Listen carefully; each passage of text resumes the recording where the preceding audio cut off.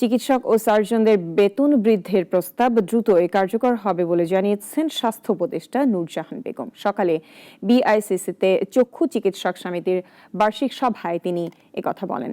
এছাড়া ৭,০০০ চিকিৎসককে প্রমোশন দেওয়ার সিদ্ধান্ত নিয়েছে সরকার।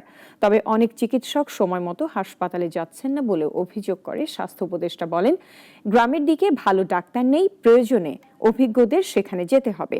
সংস্কার নিজের ভেতরে আগে করতে হবে, তারপর স্বাস্থ্য খাত সংস্কারে উদ্যোগ নিতে হবে। না হলে শুধু রাজা বদল হবে, অবস্থা বদলাবে না বলেও মন্তব্য স্বাস্থ্য উপদেষ্টার। এখন পেরিফেরিতে ডাক্তার নাই।